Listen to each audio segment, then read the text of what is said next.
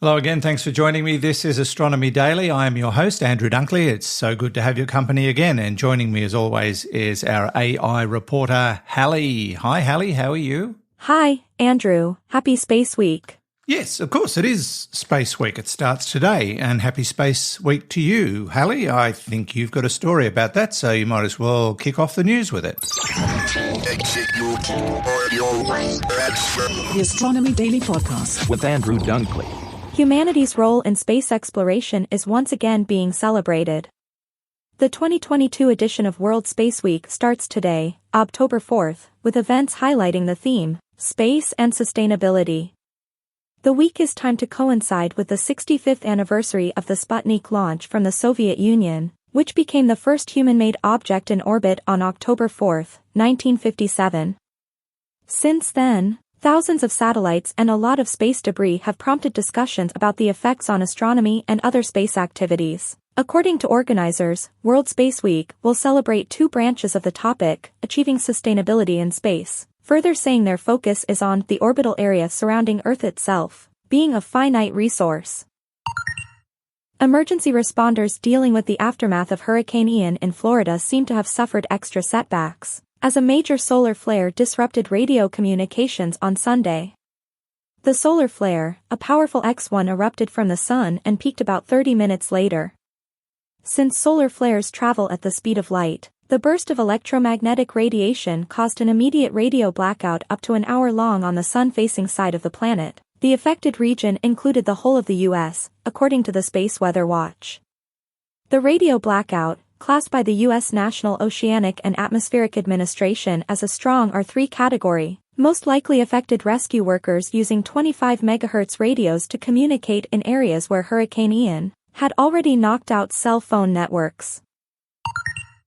Images from the Ingenuity helicopter show it had a piece of debris fluttering from its leg during its most recent flight.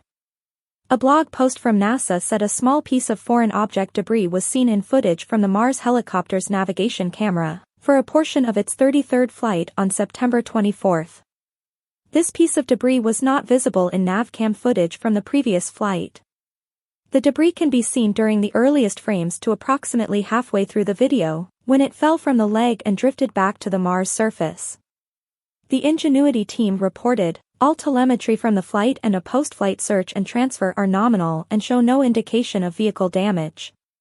The most likely explanation is that the piece of fabric is something left over from Perseverance's parachute, or descent stage, or even the back shell, which all worked in tandem to bring the rover and helicopter safely to the surface of Mars back in February of 2021.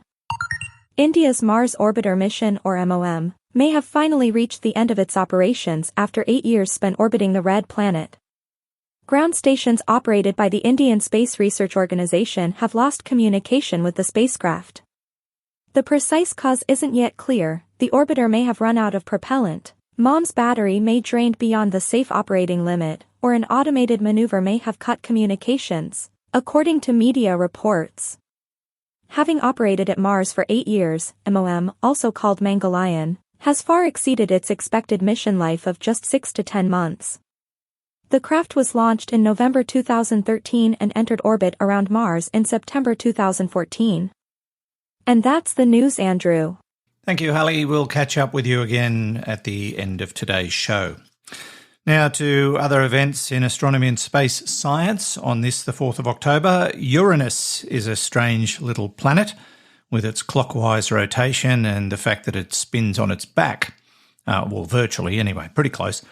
Well, a new study may have found a plausible explanation for this strange behaviour.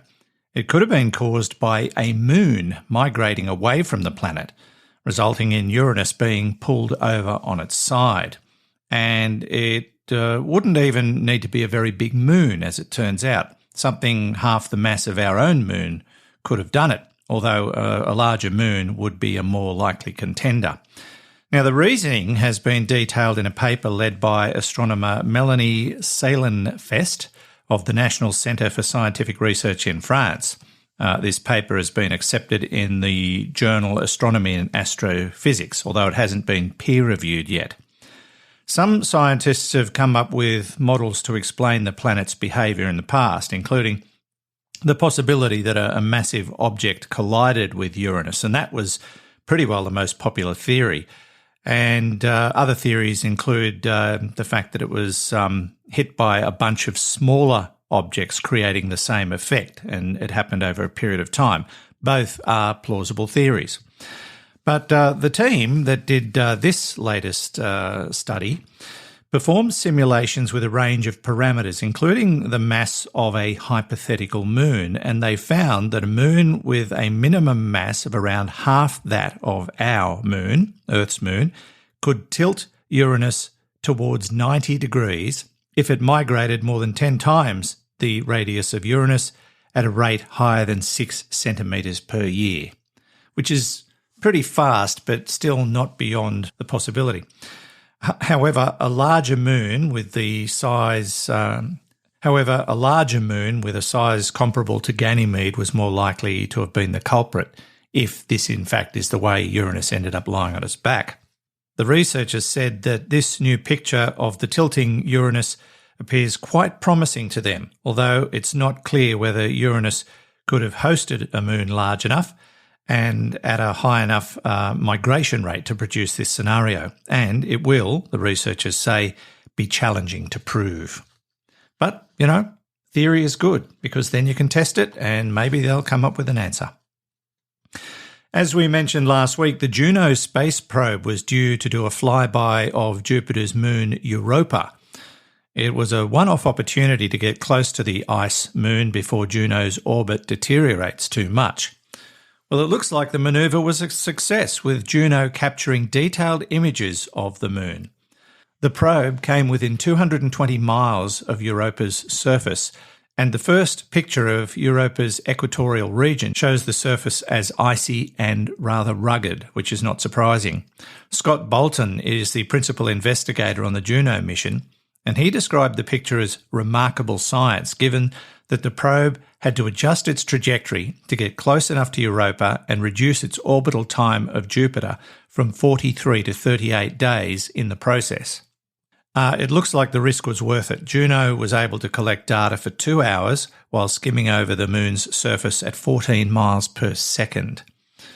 The interest in Europa is purely based on its potential to contain liquid oceans, which raises a very significant question about whether or not it could host some kind of life. The team behind Juno also noticed that Europa's surface hasn't changed much since the last set of pictures were taken over 20 years ago. NASA will be returning to Europa in 2030 with the Europa Clipper mission, designed to study the atmosphere, and, like Saturn's moon Enceladus, they're hoping to find the markers for the creation of life in some of Europa's geysers, if they indeed exist. The Astronomy Daily Podcast with Andrew Dunkley. And for the first time, researchers have captured millimetre wavelength light from an intense explosion brought on by the merger of a neutron star and another star. By using the Atacama Large Millimetre Array, scientists say that this burst of light was one of the most powerful short-duration gamma-ray bursts ever seen and produced one of the most luminous afterglows ever recorded. The brightest and most energetic explosions in the universe, gamma-ray bursts, may produce more energy in a few seconds than our sun will produce in its entire lifetime. Can you imagine? GRB 211106A belongs to the GRB subclass called short-duration gamma-ray bursts. The catastrophic merging of binary star systems containing neutron stars leads to these explosions, which are thought to be the source of the heaviest metals in the universe, such as platinum and gold.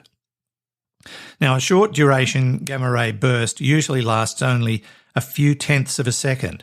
Scientists then look for the afterglow, an emission of light caused by the interaction of the jets created with the surrounding gas.